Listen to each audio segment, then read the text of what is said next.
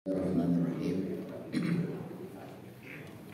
Assalamualaikum warahmatullahi wabarakatuh. Alhamdulillahi rabbil alamin. Wassalatu wassalamu ala Rasulillah Muhammadin sallallahu alaihi wasallam wa ala alihi wa ashabihi ajma'in, amma ba'd. Jemaah sekalian, Masjid Al-Falah ya, Taman Yasmin, sektor 6 yang dirahmati oleh Allah Subhanahu wa taala. Alhamdulillah, kita bersyukur kepada Allah Azza wa Jalla masih dapat menunaikan sholat subuh secara berjamaah. Mudah-mudahan sholat kita bukan sholat yang terakhir, tetapi masih diberikan waktu untuk banyak lagi melaksanakan sholat, dan sholat itu diterima oleh Allah Subhanahu wa ta'ala. Salawat dan salam juga tidak lupa kita sampaikan kepada Rasulullah Sallallahu Alaihi Wasallam, kepada keluarga, kepada sahabat ridwanullah alaihim ajma'in. Bapak Ibu yang dirahmati oleh Allah Subhanahu wa ta'ala, sebentar lagi Ramadan. Tinggal berapa hari lah ya? Berapa? 17 hari. Mudah-mudahan sampailah usia kita semua di bulan Ramadan tahun ini. Seingat saya tidak ada peristiwa besar sebelum Ramadan itu kecuali peristiwa Isra wal Mi'raj, betul ya? Nah, kalau itu betul berarti seolah-olah itu, bukan seolah-olah, harusnya ada kaitannya. Karena jika kita lihat perintah puasa itu di Al-Baqarah 183, betul ya? Itu ujungnya agar la'allakum tattaqun, agar kalian menjadi orang yang bertakwa. Nah, ciri orang yang beriman itu ya, orang bertakwa itu diantaranya adalah sholat. Dan Isra wal Mi'raj, hadiah yang paling besarnya adalah sholat. Jadi itu saya lihat hubungannya. Nah, kalau dalam sehari kita mendengar 5 kali ya, dalam sehari itu panggilan azan sholat, hayya ala sholat, hayya ala falah, hayya ala falah, berarti kita kalau setahun itu ada 1825 kali. Kalau rata-rata usia 60 tahun, itu berarti ada berapa itu? Banyak. Hayya ala shalah, hayya ala falah. Mari sholat, mari meraih al-falah, kemenangan. Nah, ini ada 3 pertanyaan muncul ya. Pertama, pertanyaannya itu adalah mana dalil yang menunjukkan hubungan antara hayya 'alas shalah dengan hayya 'alal falah? Sudah pernah mendapatkan kajian tafsir seperti itu ya, hubungan antara hayya 'alas shalah sama hayya 'alal falah. Dalilnya dari aspek pertanyaan pertama, dalil tentu saja ada. Dalil yang pertama bisa dibuka awal surat Al-Baqarah ya, awal surat Al-Baqarah. A'udzubillahi minasyaitonirrajim. Bismillahirrahmanirrahim. Alif lam mim. Dzalikal kitabu la raiba fihi hudan lil muttaqin. Itulah Alkitab, itulah Al-Qur'an yang tidak ada keraguan di dalamnya, petunjuk bagi orang bertakwa. Bukan orang muslim, orang bertakwa. Siapa orang bertakwa itu? Alladzina yu'minuna bil ghaib. Akidahnya selesai, rukun imannya clear. Karena rukun iman yang 6 itu ghaib semua, gak ada yang kelihatan, ghaib semua.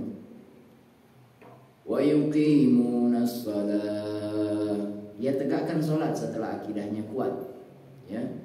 Wa mimma razaqnahum yunfiqun, dan dari yang diberikan berikan, kami rezekikan, dia berbagi. Walladzina yu'minuna bima unzila ilaik, dan juga percaya kepada Al-Quran yang diturunkan kepadamu wahai Muhammad. Wa ma unzila min qablihim min qablik, dan yang diturunkan sebelum kamu wahai Muhammad. Wa bil akhirati hum yuqinun, kepada negeri akhirat dia percaya, yakin. Nah, ini ayat kelimanya. Ulaika, mereka itu berarti mereka yang tadi, yang ciri-cirinya tadi. Alladzina yu'minuna bil ghaib wa yuqimuna shalah wa mimma razaqnahum yunfiqun walladzina yu'minuna seterusnya. Ulaika ala hudam mir rabbihim, mereka itu yang akan mendapatkan bimbingan daripada Allah Subhanahu wa taala. Kalau ada masalah dikasih tahu jauh solusinya. Kalau ada masalah dikasih sabar. Kalau ada rezeki nikmat diberikan petunjuk supaya tidak lalai. Ya. Tutup ayatnya dengan wa ulaika humul muflihun. Mereka adalah orang-orang yang beruntung, sukses, berhasil, falah. Itu dalil pertama. Kaitan hayya 'alas shalah wa hayya 'alal falah. Dalil kedua, gampang juga diingat. Tadi awal surat Al-Baqarah. Sekarang dalil kedua gampang. Awal surat Luqman. Gampang ya, awal-awal aja. A'udzubillahi minasyaitonir rajim. Bismillahirrahmanirrahim. Alif lam mim. Sama ya? Tilka ayatul kitabil hakim. Itulah Al-Quran, kitab yang berisi ayat-ayat yang penuh dengan Al-Hakim, kebijaksanaan. Sama ya? Zalikal kitabu la raiba fi. Bicara tentang Al-Quran. Sama, redaksinya beda-beda dikit lah. Hudaw wa rahmatan lil muhsinin.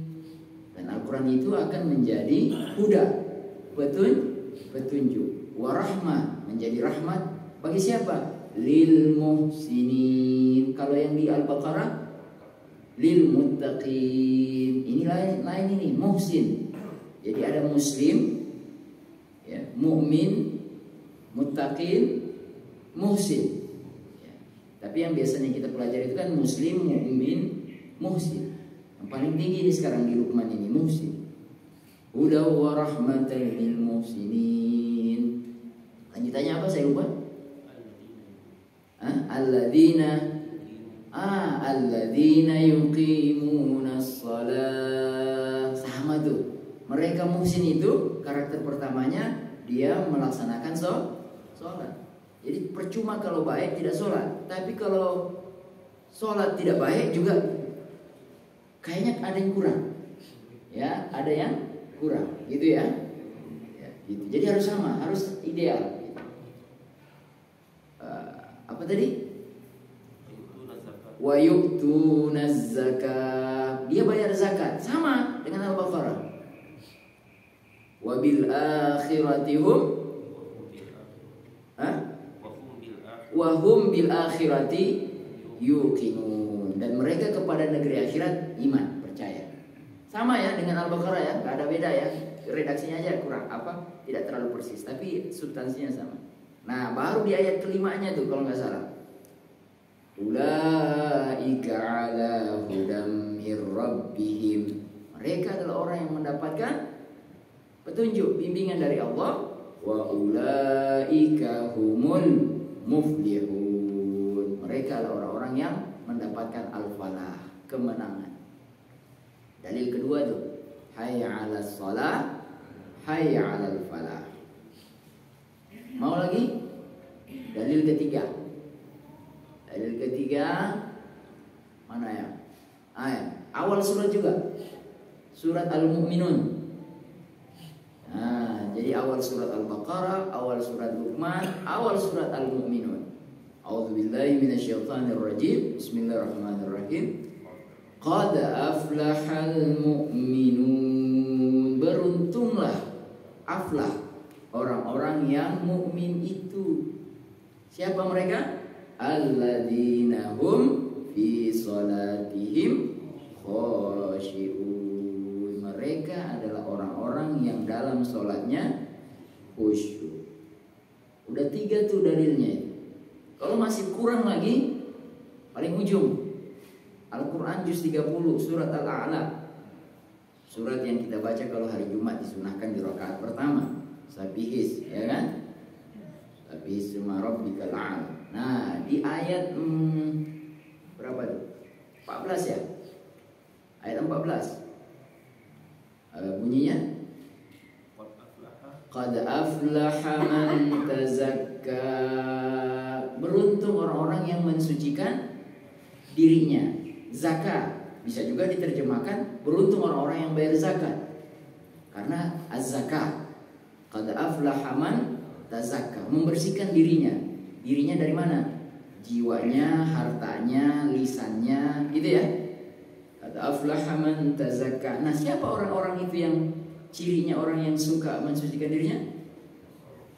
Wa zakaras ma rabbihi fasalla. Mereka yang suka lidahnya berzikir wasfasalla dan sholat. Jadi itu 4 dalil yang saya temukan menghubungkan antara hayya 'alal shalah dan hayya 'alal falah. Nah, itu pertanyaan pertama sudah terjawab. Apa dalilnya dalilnya antara sholat dengan sukses? Nah, pertanyaan kedua muncul. Kalau memang itu masih dalil-dalil, kami ingin bukti. Ya, biasanya kan begitu, ada jenis orang ya. Kalau itu kan sifatnya susah dibuktikan sekarang. Karena itu sifatnya janji, pujian-pujian, kabar-kabar. Nah, bagaimana bisa nggak dibuktikan di lapangan dalam kehidupan di dunia, bukan di akhirat? Kalau di akhirat ya sudah, kita tinggal dapat hasilnya. Ini sekarang yang di dunia. Apakah betul orang yang sholat itu dia akan bisa sukses? Nah, Bapak dirahmati Allah Subhanahu wa taala, bagaimana kita buktikan ini dalam kehidupan dunia kita? Mau dari yang mana nih? Dimensi yang mana mau dipakai? Ya, kehidupan keluarga, kehidupan bermasyarakat, yang mana? Nah, kira-kira begini aja. Biasanya sukses itu identik dengan kerja, bisnis. Begitu ya, orang sering mengidentikan orang sukses itu selalu ukurannya apa? Sukses dalam pekerjaan. Karena dengan sukses dalam pekerjaan biasanya kelihatan, ya enggak? Rumahnya, mobilnya, ya kan? Kehidupannya begitu biasanya. Walaupun itu kurang tepat juga. Karena nanti kan ada pertanyaan, sukses yang seperti apa yang dimaksud oleh Al-Quran atau oleh Islam? Nah, itu nanti kita sisakan di pertanyaan, nanti kita jawab. Tapi yang kita jawab dulu pertanyaan kedua. Buktikan dong orang sukses, orang sholat itu bisa sukses dalam pekerjaan. Nah, Bapak yang dirahmati Allah Subhanahu wa taala, ibu-ibu yang dirahmati Allah, pertama kita harus bikin satu statement dulu bahwa bekerja itu sendiri di dalam Islam itu adalah bagian daripada ibadah. Jadi jangan mengatakan orang kerja dengan orang sholat itu dua hal yang berbeda. Sholat itu ibadah mahdhah, ibadah yang memang tidak usah ditanya lagi, ya, tidak perlu diperselisihkan, tidak usah diungkit-ungkit karena itu sifatnya wajib, gitu loh ya. Nah, tapi bagaimana kemudian nilai-nilai sholat itu tercermin dalam pekerjaan, gitu loh ya, dalam pekerjaan, dalam bisnis. Makanya kenapa di dalam Al-Quran itu ayat-ayat yang bunyinya innal lazina amanu itu selalu digandengkan dengan wa amilus sholihat. Orang-orang yang bekerja, orang-orang yang beriman itu dia selalu identik dengan aktivitas, dengan bekerja, bergerak, wa amilus sholihat. Bahkan tadi imam kita waktu baca di rakaat sholat baik rakaat pertama khususnya rakaat kedua itu kan, rakaat kedua itu akhir surat Hud. Tadi dibaca ya. Di ayat terakhir surat Hud ayat 121 tepatnya. Ya, nanti surat Hud itu kan berjumlah 123 ayat. Nah, dia ini di ayat 121 tadi dibaca. Wa qul lil ladzina la yu'minun, dan katakanlah kepada mereka yang tidak beriman, i'malu ala makanatikum. Apa itu terjemahannya? I'malu ala makanatikum. Dan katakanlah Muhammad kepada orang yang tidak beriman, berbuatlah menurut kedudukanmu, kami pun benar-benar akan berbuat. Ya, inna amilun, kami juga akan bekerja dengan cara-cara kami, kata Allah. Jadi Allah bekerja dengan cara-caranya, ya kan? Kalau Allah bekerja, masa kita tidak bekerja? Masa Allah turun misalnya hari ini atau nanti tahun permasalahan manusia Allah turun nyelesain gitu loh. Ada masalah apa? Ya Allah, berikanlah aku apa? Minta apa gitu. Terus kita mau Allah yang turun? Enggak. Allah punya cara tersendiri. Kita juga punya cara tersendiri. Kamu kerja dong, tapi aku akan bantu. Begitu kata Allah. Kira-kira di ayat ini yang saya pahami. Nah, Bapak Ibu dirahmati oleh Allah Subhanahu wa taala. Sebaliknya, berleha-leha itu adalah bisikan syaitan agar kita meninggalkan ikhtiar dan usaha. Bekerja keras itu cirinya orang beriman, atau ayat 105.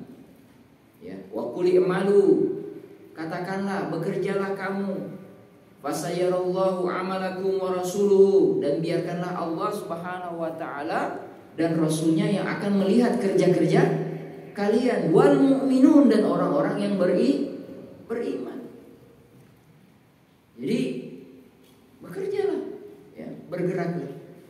Bahkan Rasulullah SAW tidak segan-segan memberikan pujian bagi para pekerja keras. Beliau SAW bersabda, li ayyaktuba, apa ini hadisnya ini? Bukan li ayyaktuba. Kalau li ayyaktuba orang yang berkhidbah, orang yang khidbah di antara kamu. Jangan li ayyah tatiba ahadukum, siapa sungguh dari seseorang kalian yang memanggul kayu bakar di punggungnya, ya, maka itu lebih baik baginya daripada dia meminta-minta kepada seseorang, baik orang itu memberi atau menolak. Hadis riwayat Bukhari wal Muslim. Jadi daripada minta-minta, kerja. Nah, makanya itu fenomena minta-minta kita harus ini juga ya, semakin menjamur ya, dengan segala rupa. Padahal badan masih kuat, masih sehat, hanya modal begini-begini aja, muter-muter. Kan kasihan sama yang bekerja, yang cuma dapat untung sedikit, yang siang malam manggul, ya, yang pokoknya lah yang susah bekerja betul-betul. Lalu dengan begini-begini dia dapat lebih banyak. Dalam 1 jam berapa mobil berhenti? 10 mobil berhenti dalam 1 kali lampu merah. Katakanlah setengah dari 10 itu 5 ngasih 1.000. 1.000 jarang orang punya uang sekarang 1.000 ya. 2.000 kali 5 sudah 10.000. Itu dalam 1 kali lampu merah. 1 jam berapa kali lampu merah nyala? Katakanlah berapa? 10. Tadi berapa dapat duit? 10.000 kali 10, 100.000 1 jam. Dia kerja katakanlah normal 8 jam. 100.000 kali 8 jam 800.000. 800.000 kali sebulan berapa juta? Ngapain sekolah kuliah lah tinggi-tinggi ke S2? S2 lulus, saya S2 lulus golongan 3B, cuma gaji pokok 2,7. Ya enggak? Ngapain dia kuliah bayar lagi? Dia bilang gak usah pakai bayar, begini-begini doang. Gitu loh. Nyewa bajunya ya paling berapa?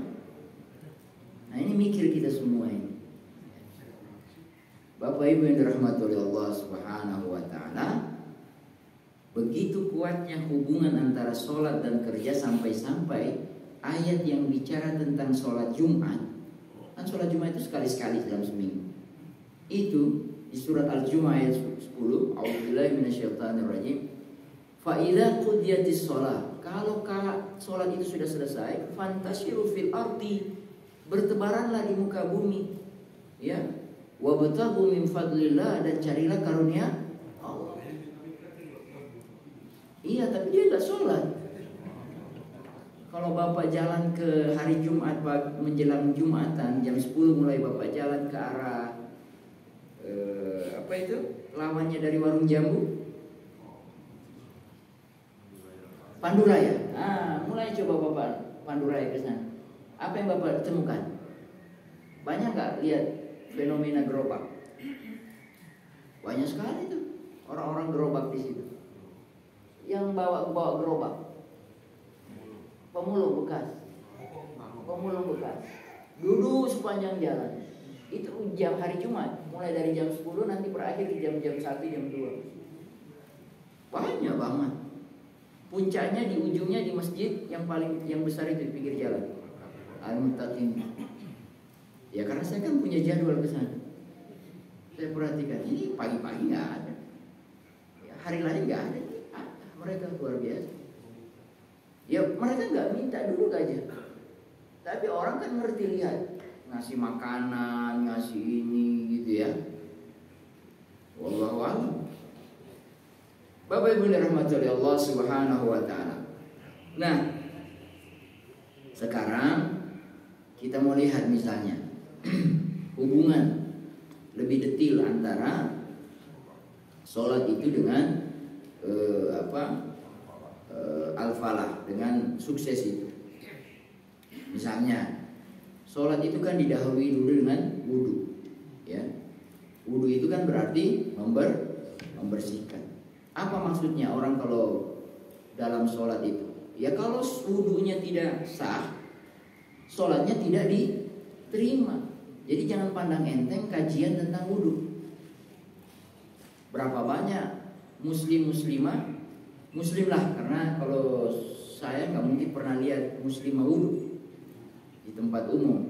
Ya dia punya tempat tersendiri. Muslim wudunya kalau kakinya itu air mengalir dari keran cuma digeser begini, kan begini aja loh. Padahal harus dia apa tuh? Diusap. Belum lagi kalau lihat di sela-selanya. Kalau wudunya tidak sah, bagaimana sholatnya bisa sah? Kaidah usul fikihnya, ma la yatimul wajib illa bihi fa huwa wajib. Sesuatu yang wajib, tetapi untuk mencapai yang wajib itu harus melakukan yang ini, maka yang ini itu wajib juga. Wudu itu wajib. Dan sholat adalah amal yang paling pertama dihisab di yaumul qiyamah. Kalau sholat diterima, baru dibuka amal-amal muamalah, fikih muamalah, jual beli, sewa menyewa, ya, sedekah, zakat, itu baru kebuka halamannya. Kalau yang sholatnya kebuka, bayangkan kalau sholat nggak kebuka, rugi luar biasa Pak. Nah jadi kita ini mulai dari wudu. Wudu itu berarti bersih, suci. Orang yang berbisnis modalnya modal kotor, untung sih untung, tapi bagaimana hasilnya? Kira-kira Ustaz, bagaimana dengan yang sudah terlanjur melamar jadi pegawai PNS pakai sogokan? Gimana itu Pak? Kan modalnya awalnya nggak bersih tuh. Bukankah dalam satu hadis dikatakan innallaha thayyibun wa la yuqbalu illa thayyiban. Allah itu bersih dan tidak menerima kecuali yang bersih-bersih saja. Kalau saya yang ditanya itu adalah orang yang sudah mendekati pensiun, saya cuma jawab, tunggu aja pensiun Pak, udah selesai. Nanyanya telat. Nah bagaimana kalau masalahnya, kalau yang nanya itu baru masuk, dia udah bayar berapa kira-kira? Kalau di Jawa Barat ini ada 100 juta. Loh kalau di daerah saya 50 juta biasa. berani taruh 50 sampai 100 boleh. Iya bang.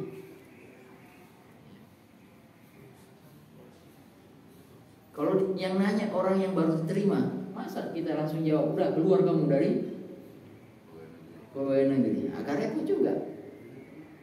Lalu gimana lagi kalau mau ideal ya keluar sih. Tapi kalau mau ini ya saya jawab aja, sudah bertobat. Kamu infak sedekah sebesar ya 100 juta yang kau bayar itu. Kalau belum dapat sedekahmu ya kamu masih kacau, maksudnya tidak enak dalam hati. Terus setelah itu apa Ustaz? Tobat, sedekah 100 juta, lalu kemudian apa? Bikin pekerjaanmu itu betul-betul sesuai dengan pekerjaan. Jangan pegawai PNS sudah masuknya nggak betul, kerjanya juga sembarangan, asal-asalan. Pulang datang paling lambat, pulang paling cepat. Gitu. Bapak dan rahmatullahi Allah Subhanahu wa ta'ala. Nah, kalau PNS tadi ya kalau bisnis juga begitu. Ya. Bersih dari modal ya. Ibadah-ibadah yang lain selain kita bukan pekerjaan, zakat tidak boleh dari uang haram, ya nggak? Boleh nggak zakat dari uang haram? Nggak boleh. Nah ini ada yang nanya ke saya. Pertanyaan yang susah-susah. Bagaimana kalau zakatnya dari pelacur? Terima apa enggak? UPZ ini yang ada di masjid ini terima enggak? Oh kita nggak tahu. Bagaimana kalau tahu? Jadi pertanyaan kok bisa Bapak tahu? Gawat ya. Janganlah pelacur ya. Bagaimana uang hasil korupsi? Dia kan kita lihat soleh-soleh aja. Orang koruptor itu kan dia disebut koruptor karena ketahuan. Kalau dia tidak ketahuan kan nggak koruptor. Ya enggak? Selama dia tidak ketahuan dia bukan koruptor, baik-baik saja, aman-aman saja. Sholat samping kita ya kan. Terus kalau dia zakat, terimalah kita, apalagi nilainya besar. Dia pikir ya sekalian bersih-bersih kan. Money laundry syariah namanya. Iya, money laundry yang umum itu kan biasa. Nah ini money laundry syariah, pencucian uang ala Islami. Jadi buat kejahatan di luar, korupsi, dan kalau korupsi jangan tanggung-tanggung kalau mau pakai money laundry ala Islami. Karena kalau cuma sedikit kan resikonya gede, tangkap. Kalau besar itu kan bisa dihitung berapa sekian tahun di penjara, keluar masih ada sisanya. Iya, harus pandai, jangan tanggung-tanggung. Itu ya kan. Nah, gimana Pak UPZ? Terima nggak uang zakat itu? Ya kita kan nggak tahu. Nah makanya kalau di zakat itu, di lembaga zakat itu ada satu formulir, itu ditandatangani, self declare, pernyataan diri bahwa uang yang dizakatin adalah bukan uang pencucian, bukan hasil pencucian uang, bukan hasil korupsi, bukan hasil teroris. Itu ada self declare. Jadi bapak-bapak hati-hati kalau lembaga zakat tidak resmi lalu dia terima uang itu, PPATK bisa ngendus. Pantesan itu masjid langsung 5 lantai. Rupanya ada muhsinin donatur. Donaturnya ketangkep. Gawat, ya kan? Urusan panjang. Jadi harus ada self declare. Kalau self declare itu kira-kira ya kita sudah angkat tangan, biar urusan kamu dengan Allah. Nah pertanyaan lagi muncul, janganlah koruptor Pak Ustaz. Gimana kalau pertanyaannya yang kerja di kantor pajak? Waduh ini lagi isunya lagi hangat ini. Bagaimana kalau yang kerja di kantor pajak, bayar pajak, dia mungut pajak? Memang hadisnya itu sering tuh. Hadis apa itu yang pendek itu? Petugas pajak itu apa itu hadisnya itu. Masuk neraka apa?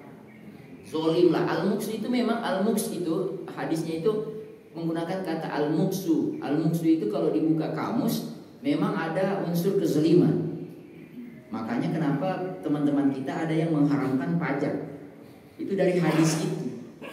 Padahal kalau mau dibahas, dalam masa Rasulullah SAW sendiri banyak pengambilan uang kepada rakyat itu berbagai macam. Ada al-jizyah, ada al-kharaj, ada al-usyur 1/10, ada macam-macam. Jadi dulu memang ada Pak, selain zakat ada. Ya.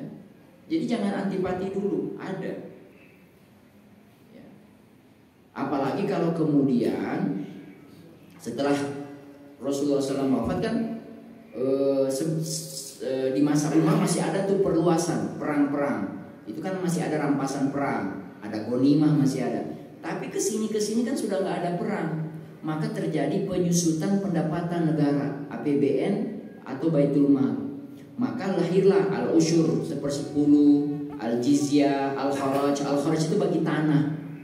Ya, tanahnya orang-orang Yahudi itu kan dikenain pajak, namanya al-kharaj. Ya. Bagi mereka yang bawa dagangan ke kota Madinah ada itu pajaknya semua ada Pak.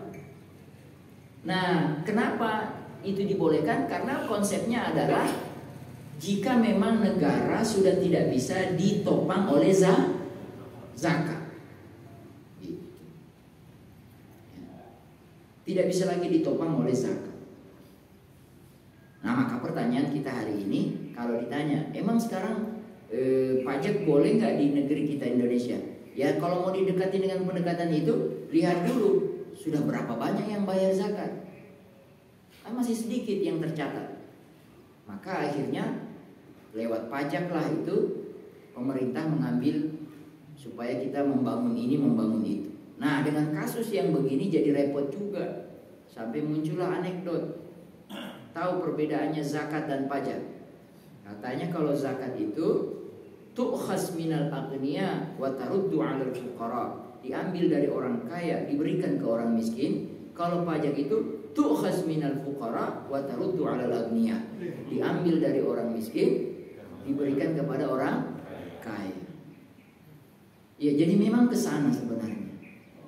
Bukan pajaknya atau bukan zakatnya, tetapi hedonisme atau sikap terlalu berlebihan. Hedon.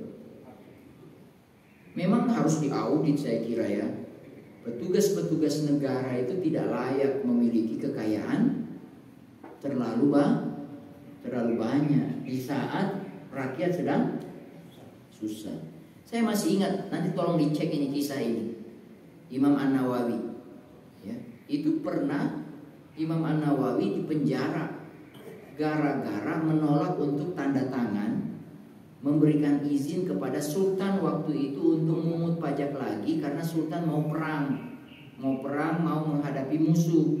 Karena uang di negara sedikit, maka mau dipajakin lagi. Kata Imam Nawawi, saya nggak setuju. Tapi ulama-ulama yang lain sudah pada setuju. Masalahnya Nawawi sendiri nggak setuju. Loh, kenapa Imam Nawawi terlalu begitu berat di titik berat? Oh, Imam Nawawi imam besar. Kalau dapat tanda tangannya, legitimasi itu. Nah, Imam Nawawi nggak mau nolak. Akhirnya dipenjara. Tapi dipanggil dulu. Kenapa nggak mau tanda tangan? Kata Imam Nawawi, Sultan, saya ini kenal kamu. Dulu sebelum kamu jadi sultan sampai sekarang kamu jadi sultan sudah jauh beda. Dulu kamu nggak punya apa-apa. Sekarang saya lihat kamu banyak hartamu. Coba sedekahkan dulu hartamu itu. Kalau itu sudah selesai dan negara kekurangan duit, baru saya tanda tangan supaya ngambil dari rakyat. Selama itu belum kau lakukan, saya tidak pernah akan tanda tangan. Penjara. Jadi hari ini memang cerita itu harus kita ungkapkan bahwa ada di antara pejabat kita yang terlalu berlebih. Bagus kalau dia pejabat berlebihan, maksudnya bukan berlebihan, banyak hartanya legal, habis itu dia zakat, ya gitu. Zakat bayar pajak. Nah, 40% pegawai pajak nggak bayar pajak, itu gimana logikanya? Jadi jangan salahkan kalau kemudian orang berpikir terbalik. Kalau begitu ngapain bayar pajak? Coba kalau kemudian itu bergulir terus, ya enggak?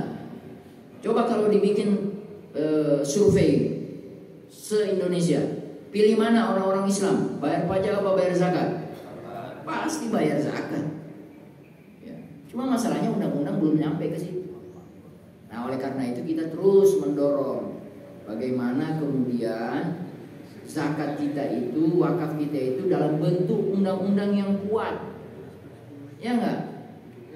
Undang-undang yang kuat. Yang tidak bayar zakat, penjara 1 hari, penjara 3 hari. 3 hari aja di penjara, stres orang, nggak ketemu anak istri. Habis itu kan malu luar biasa. Masuk masjid udah malu itu, lulusan penjara gara-gara nggak bayar zakat. Mau nggak dikasih label itu? Yakin gitu. Maka pasti orang akan bayar zakat itu. Bapak Ibu dirahmati Allah Subhanahu wa taala. Ya. Jadi modal usaha itu harus bersih, jangan nggak bersih. Bersihkan. Ya. Sebisa mungkin harus bersih. Ya. Nah, itu dari segi wudu. Ya. Bagaimana dari segi yang lain? Ya. Sholat itu, ya.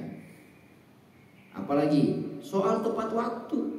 Sholat itu tepat waktu. Bisnis itu sangat menghargai waktu. Jadi kalau ada para pembesar, para bos-bos, kalau dia mau cari karyawan, kan gampang. Karyawan yang rajin sholat. Ini orang berarti terukur waktunya. Kapan dia udah ukur waktunya. Sama kalau cari mantu. Cari mantu itu yang laki-laki punya anak perempuan, tanya subuh jam berapa. Ya kalau dia jawabnya subuh jam 6 Pak, ya itu tanda-tanda. Ya enggak? Ini paling gampang gitu loh. Bagaimana dia bisa sukses dalam kehidupan kerjanya kalau dari segi waktu saja dia udah belang bentong, kata orang Betawi. Nggak jelas. Oh, tapi orang Indonesia itu saya kira luar biasa. Coba bawa pagi-pagi kalau hari kerja, naik stasiun kereta, penuh nggak itu? Itu ngapain bisa penuh-penuh begitu? Karena ngejar waktu, walaupun desak-desakannya nggak ada masalah desak-desakan. Subhanallah, itu demi pekerjaan. Nah, bagaimana sholat subuhnya? Bahkan logikanya jadi aneh ya, kalau ke sana ke Jakarta bisa tepat, sholat subuhnya nggak tepat. Itu kacau itu. Itu kacau betul itu. Jadi demi tepat waktu di sana nggak sholat. Terus gimana cara ngaturnya? Ya silakan coba dicari. Entah dia jalan lebih cepat, atau dia berhenti di stasiun yang mana nanti baru sholat, harus lanjut lagi. Tapi harus begitu memang, ya. Bapak Ibu dirahmati Allah Subhanahu wa taala, ya. Menghargai waktu, ya, menjadi satu hal yang sangat positif dalam kehidupan kerja kita. Ya. Lagi rapat. Nah, ini juga jadi pertanyaan juga ini. Nah, ini bisa kita bahas. Jadi rapat misalnya, dia mau sholat. Nah, ini pertanyaan, sholat tepat waktu itu hukumnya apa, Pak? Nah, ini tolong ini, biar kita bersihkan sampai tuntaskan. Sholat tepat waktu itu hukumnya apa? Ini kok nggak ada yang jawab ya? Wajib. Jadi kalau ada yang tidak sholat tepat waktu berarti dosa. Terus kalau dia sholat setelah itu gimana hukumnya? Hah? Tetap sah nggak sholatnya? Padahal sudah berdosa. Nah, ini harus kita pakai baik-baik. Memang ada pendapat yang mengatakan sholat tepat waktu itu tapi itu pendapat dikalahkan juga sama pendapat yang lain, yang lebih banyak, yang lebih mayoritas mengatakan bahwa sholat tepat waktu itu sunnah muakkadah. Silakan dibuka. Jadi biar tidak jomplang ya. ada pendapat yang mewajibkan, ada yang lebih banyak, hampir mayoritas lebih banyak mengatakan sunnah muakkadah, sunnah yang sangat dianjurkan oleh Rasulullah Shallallahu Alaihi Wasallam. Karena berat kalau dia wajib itu, jatuhnya pasti dosa, gitu ya. Dosanya nggak main-main, dosa loh. Wajib itu sesuatu yang kalau ditinggalkan dosanya betul-betul, gitu loh. Nah, jadi akhirnya pendapat ulama yang sebagian besar mengatakan sunnah muakkadah. Nah, disinilah kita kemudian diberikan oleh Allah semacam rukhsah. Misalnya kalau rapat, harus pandai-pandai lah, jangan terlalu saklek juga. Jadi kalau misalnya rapat, Bapak rapat sebagai anggota atau katakan sebagai pimpinan rapat dulu lah, pimpinan rapat. Nah, kalau sebagai pimpinan berarti bos dong, ya kan, yang ngatur gitu loh. Nah, kalau yang ngatur berarti boleh menghentikan rapat itu kapan saja. Manfaatkan kekuasaan itu. Kita berhenti dulu, kita sholat. Nah, yang repot kalau kita bukan pimpinan, kita adalah anggota. Nah, di situ juga harus cerdas. Kalau anggota rapat itu banyak, kan kalau kita keluar sebentar 1-2 orang, 5-10 menit ke depan, kan nggak terlalu kelihatan, ya nggak? Tapi kalau semua keluar, kan bubar itu, nggak enak juga, ya kan? Jadi harus kode, ya kan? Saya keluar dulu gantian gitu loh ya. Gitu, cerdas gitu. Jangan langsung keluar, ya. Karena tadi saya bilang atau kita katakan sholat tepat waktu itu bukan wajib menurut sebagian besar ulama, itu adalah sunnah muakkadah, sunnah yang sangat dianjurkan. Bapak Ibu rahmati Allah Subhanahu wa taala, dalam sholat kita disuruh untuk berjamaah, ya. Dalam sholat kita disuruh untuk berjamaah. Nah, dalam kerja berjamaah itu juga menjadi hal yang sangat penting untuk dipikirkan, ya, untuk dilakukan. Berjamaah itu artinya kita bersama-sama membeli dari saudara, menjual atau produk-produk yang syar'i, yang muslim, ya, seperti itu.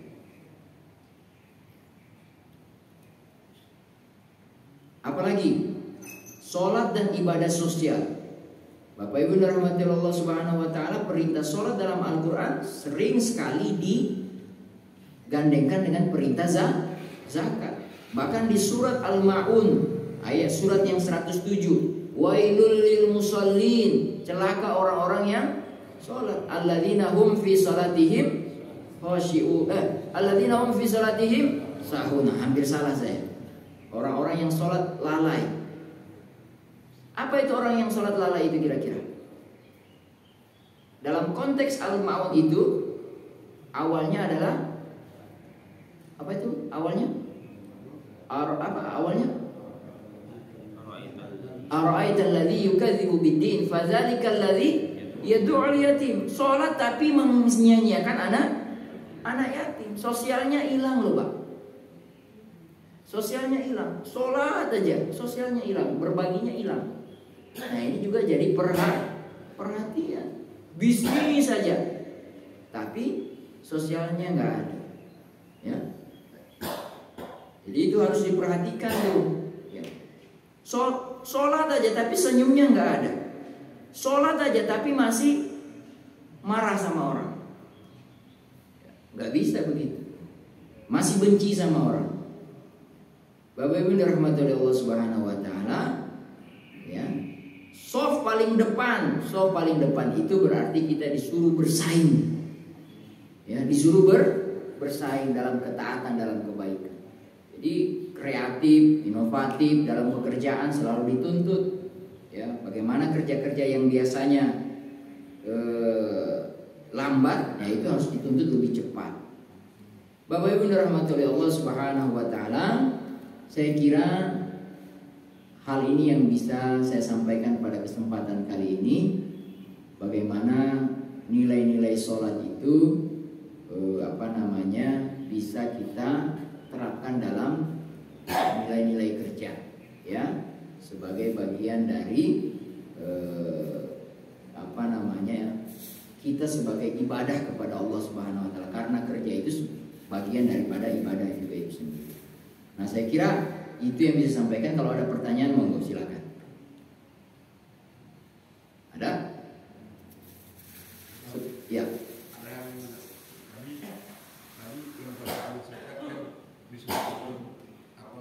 Formulir untuk deklarasi apa-apa yang dia zakatkan itu halal. Kalau kan banyak orang juga yang kasih bukan pribadi, jadi bukan badan seperti itu, tapi dikasih ke pribadi. Yang pribadi kan nggak punya. Iya, nggak punya. Gimana itu Ustaz? Karena saya lihat ini. Iya. Ada di kampung saya itu ada sebuah pesantren yang tahfidz Quran itu kan, anak-anaknya itu anak yatim semua gitu. Sebab itu nggak punya beras sama sekali untuk buat makan anak-anak yatim. Ada yang antara pakai mobil pickup satu pickup beras yang kata itu. Tapi pakai ini tahu di bandar SDSB itu dia kaya dengan SDSB itu. Oh pulang, nggak sampai gue nggak makan nggak apa-apa. Seperti itu. Kan itu tak ada deklarasi. Iya. Jadi memang begini Pak, kita ini kan harus makan harta yang halal ya. Nah, memang saya pernah dengar kalau kita bisa tahu bahwa orang itu jelas-jelas membawa makanan yang haram, ya kita punya hak untuk menolak karena sudah tahu.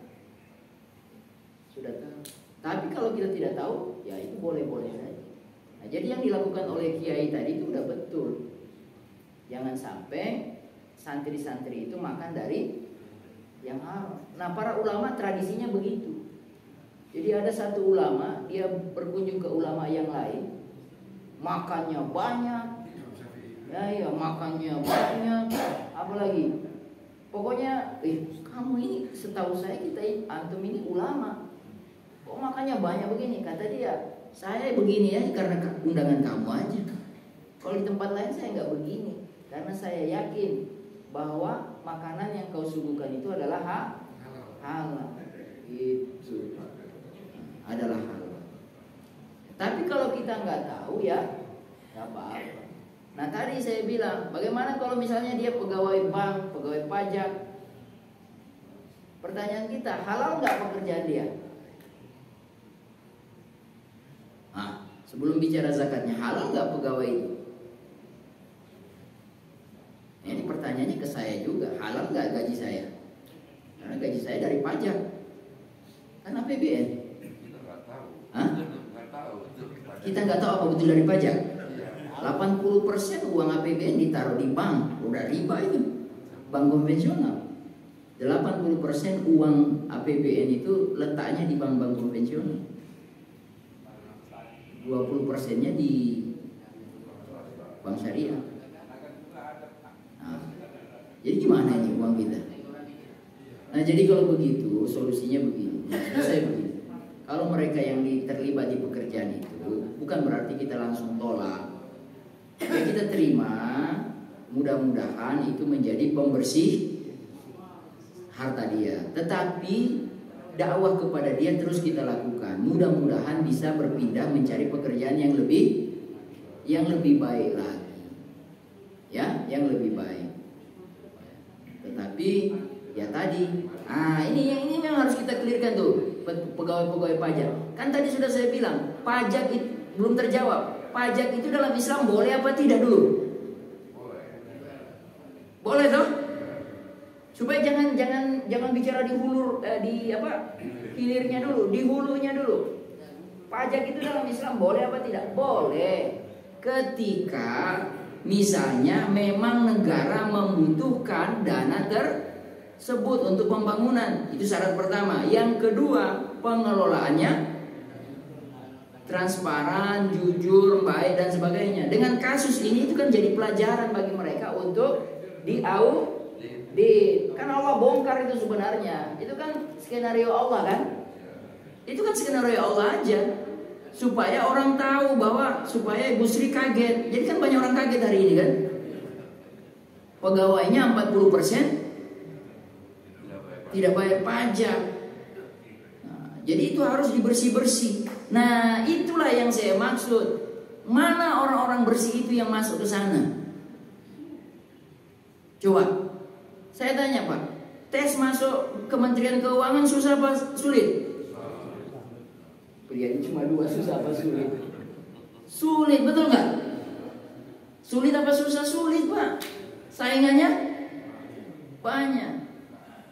Dari lulusannya aja tuh udah terseleksi secara administrasi ya. Lulusan apa biasanya diterima kalau masuk situ? STAN. Nah, ini berapa anak-anak hafiz Quran yang masuk STAN? Sedikit banget. Karena matematikanya,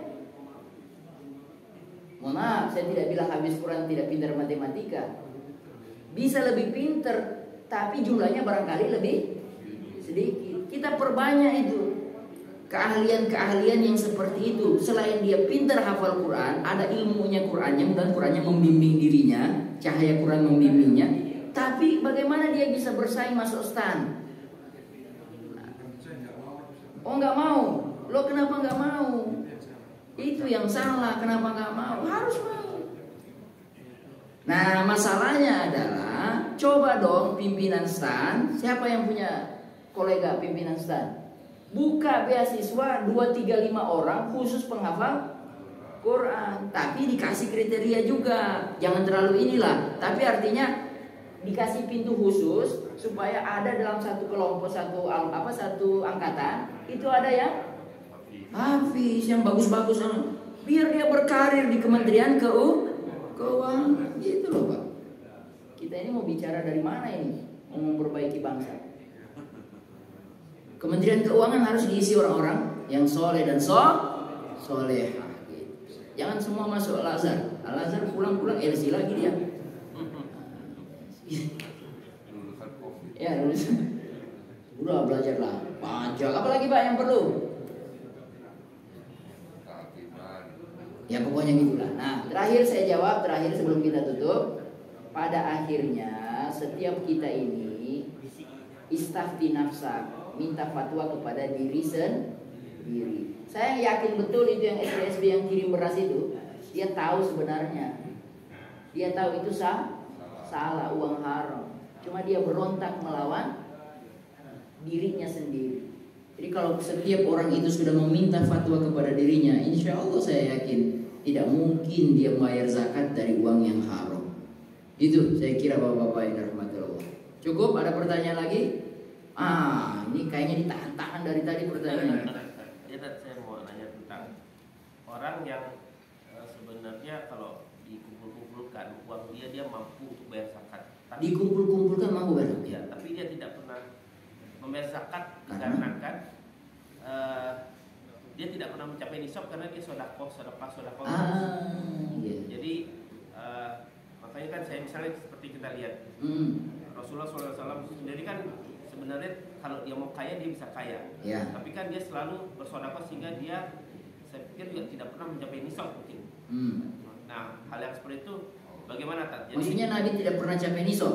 Bukan Nabi, misalnya orang yang seperti itu bahwa dia sedekah terus sehingga dia tidak pernah mencapai nisab, tapi bukan niatan dia tidak mau bayar zakat. Artinya bukan niatan dia menghindar sehingga dia sebarkan aja biar saya nggak bayar zakat, bukan, tapi memang tidak pernah mencapai. Oke. Ada orang itu?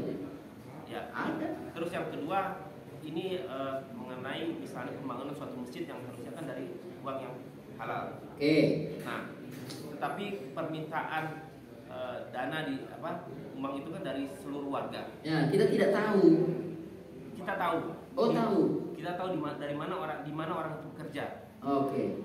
Atau misalnya jelas-jelas bahwa ada suatu bank yang menyumbang untuk pembangunan masjid, bank dana itu bank konvensional. Iya. Nah, itu bagaimana, Pak? Iya, menarik ini. Yang pertama dulu ya. Yang pertama adalah apa tadi? Sampai bingung. Tidak mencapai nisab. Ada loh orangnya, saya pernah jumpa. Saya juga kaget-kaget ya. Itu kayaknya perlu ada yang diperbaiki sebenarnya menurut saya. Maksud saya adalah kalau orang itu rajin sedekah, saya yakin hartanya pasti tambah banyak. Harusnya tambah banyak. Dan yang kedua adalah bagaimana memotivasi supaya dia punya keinginan bayar zakat. Ya. Nah, menariknya adalah kita bahas dulu di yang sedekahnya. Boleh nggak orang itu sedekah tanpa batas? Atau sebaliknya, boleh nggak orang investasi untuk diri dan keluarganya, persiapan? Investasi itu boleh loh. Bahkan disuruh untuk jaga-jaga. Nah, uang jaga-jaga itu yang sebenarnya harus ditabung. Uang tabungan tuh. Jaga. Nah, oleh Al-Quran, oleh agama Islam, uang-uang yang ngumpul jaga-jaga itu lewat zakat dikeluarin supaya tetap aman. Nah, ini berarti orang ini tawakalnya tinggi betul. Gak ada uang jaga-jaga. Hah? Iya, Abu Bakar Siddiq gak ada uang jaga-jaga. Tapi kan Abu Bakar Siddiq kan cuma satu-satunya. Coba saya lihat metode model Abu Bakar, ada nggak yang lain? Nggak ada. Umar aja nggak sampai segitu. Umar cuma setengah hartanya. Umar loh, nggak bisa loh. Artinya metodenya Abu Bakar tidak bisa dipakai secara umum. Itu khusus Abu Bakar. Nah, orang ini yang kasus ini sama dia. Ya, margin error kalau dalam apa? Statistik, ya kan? Masih diakui, tapi margin error, masih dianggap dipakai datanya, tapi oke lah, pinggirin dikit. Maksud saya adalah tidak boleh juga orang terlalu banyak sedekah, tidak ada jaga-jaga untuk keluarga. Gimana kalau dia meninggal besok? Bagaimana anaknya? Bagaimana apa sekolah anaknya masih bisa dilanjutkan apa enggak? Tabungan itu perlu. Nah, dari tabungan itu yang disimpan mudah-mudahan sampai nisab, gitu loh. Patokannya adalah wala taj'al yadaka maghlula. Jangan jadikan tanganmu itu terikat di leher. Fi unukika, pelit. Tapi jangan juga kulal basti, terbuka terlalu lebar. Ambil tengah-tengahnya. Nah, tengah-tengahnya salah satu barangkali variabelnya adalah gimana biar bisa bayar zakat. Berapa? Zakat 85 gram emas. Berarti kalau 1 gram emas 85 juta. Kira-kira orang itu harus punya di akhir tahun bayar zakat itu punya harta 85 juta gram emas. Gitu loh ya. Setelah itu biar aja lagi sedekah lagi. Setelah bayar zakat silakan sedekah lagi. Tapi terus ada yang disimpan untuk zakat. Itu jawaban pertama ya. Ini jawaban pertanyaan yang kedua yang repot ini. Saya lagi cari ini. Terutama contoh bank konvensional apa namanya?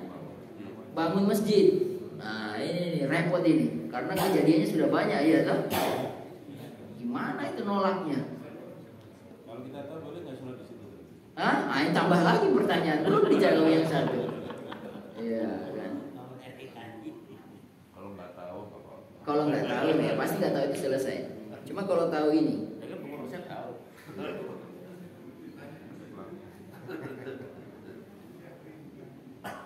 Pertama begini. Pertama begini. Uang dari bank itu uang apa? Uang nasabah, uang dia, atau uang apa? Yang pasti uang keuntungan bank. Uang keuntungan bank dari riba ya. Riba. Dari Jadi anggaplah riba kan. Jadi iya. kita nggak nyari yang halal ini pastilah dari riba. Saya belum bisa jawab. Kalau mau jawab idealnya tolak. Jawab idealnya tolak. Tapi kok belum ada yang berani nolak gitu loh. Iya kan? Belum ada yang berani nolak. Kalau saya nggak tahu saya bilang saya nggak tahu. Agak susah ini pertanyaannya. Oke, kalau kita turunkan sedikit, ketika suatu pembangunan masjid diberikanlah permintaan proposal donatur, di mana donatur itu kita ajukan misalnya kepada orang yang kerja di bank pada posisi yang cukup tinggi, dia yang kita sudah tahu bahwa gaji dia itu ya pasti kan dari riba ya kan. Ya. Nah, apakah diperbolehkan panitia itu meminta memberikan proposal seperti itu kepada orang yang kita tahu di mana dia bekerja? Kita tahu dia mau bekerja ya. Ya. Pendapatannya apa dan sebagainya.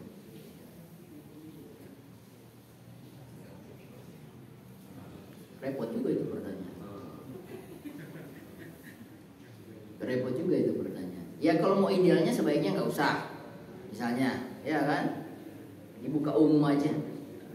Nggak usah khusus spesial. Kalau dibuka umum dan dia menyumbang dan memang terlihat bahwa kan terlist gitu gimana kan? Masa apakah kita Namanya ada. Ya apakah kan kalau tolak juga ya warga juga misalnya seperti itu gimana? Ya udah kita ambil uang itu, tapi kita jangan larikan ke masjid, larikan untuk yang lain. Bikin apa? Ya pada saat itu lagi bangun masjid kan? Ya pokoknya uang itu dipinggirkan dulu lah. Uang itu dipinggirkan. Sampai dapat jawaban yang meyakinkan. Iya nggak? Sampai dapat jawaban yang meyakinkan. Tapi memang ini persoalan besar ini. Gak kepikir saya juga itu. Sudah banyak kan masjid dibangun oleh uang dari bank. Ya karena memang uangnya besarnya di situ kan. Besarnya di situ. Yang datang paling besar dari situ. Sih berharap misalnya. Tapi susah juga mau diharap gimana uang itu bersih. Uang jelas-jelas ya kan? Dari apa? Dari riba itu. Ya, boleh kalau mau berpendapat. Ada pendapat lain tak? Apa itu? Yang haram itu kan perbuatannya tak? Yang hasilnya itu kan ya masih tanda-tanya.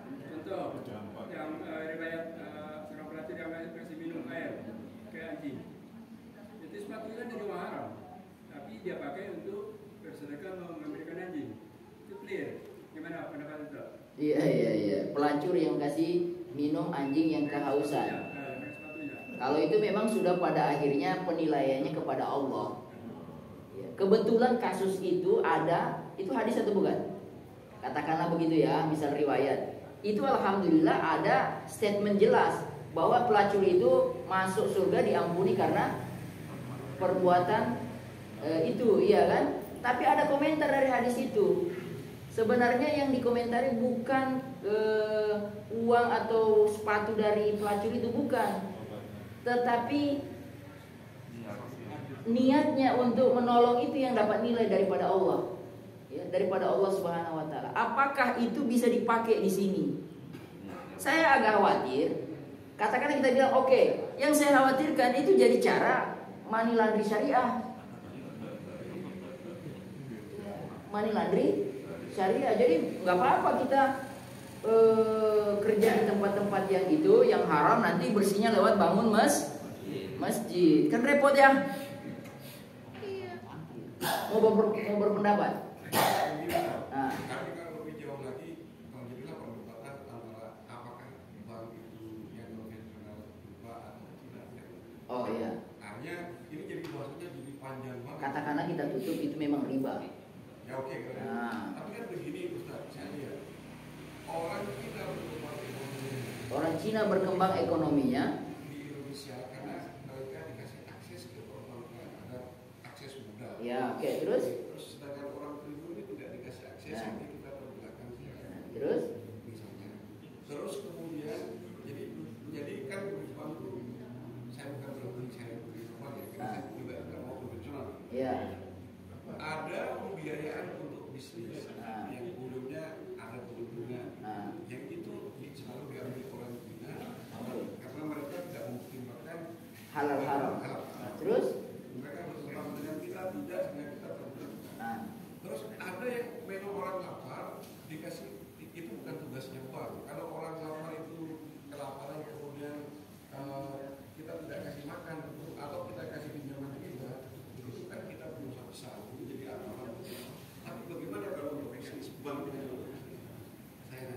Bank hanya untuk bisnis saja. Memang tujuannya untuk bisnis, bukan untuk memberikan pinjam menggunakan konsumen atau untuk makan.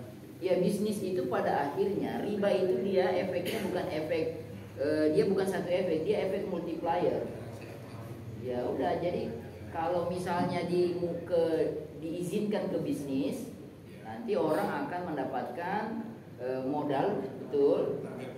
Iya, naik dan itu dari segi itu udah kelihatan.